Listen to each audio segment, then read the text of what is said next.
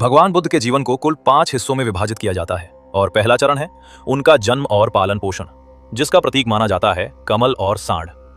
कमल जो कीचड़ में जन्म लेकर भी पवित्र रहता है, और सांड शक्ति, स्थिरता और राजसी वैभव का प्रतीक। जरा कल्पना कीजिए, हिमालय की ठंडी हवाएं, हरियाली से घिरा एक शांत बगीचा और एक रानी अपने मायके जा रही हैं।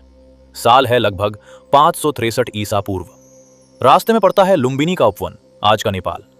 रानी महामाया थोड़ी देर विश्राम के लिए रुकती हैं, एक शाल वृक्ष की डाल पकड़ती हैं और उसी क्षण जन्म होता है एक बालक का।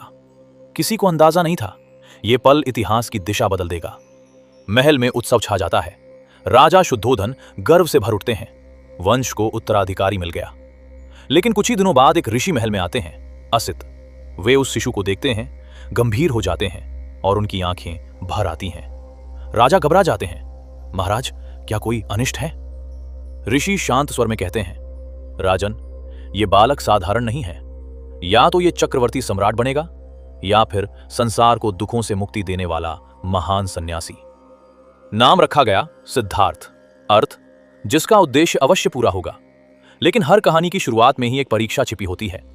जन्म के मात्र 7 दिन बाद माता महामाया का देहांत हो गया। राजमहल की खुशियों के बीच एक गहरा सन्नाटा उतर आया। शायद यही था उस नन्हे बालक का पहला परिचय जीवन के दुख से।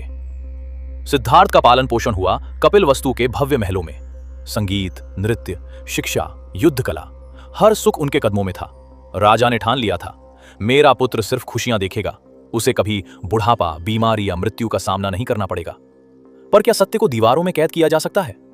यहीं से शुरू होती है एक ऐसे राजकुमार की कहानी जो आगे चलकर बनेगा गौतम बुद्ध। लेकिन सवाल अब भी खड़ा है, अगर उसके पास सब कुछ था तो उसने सब कुछ छोड़ क्यों दिया?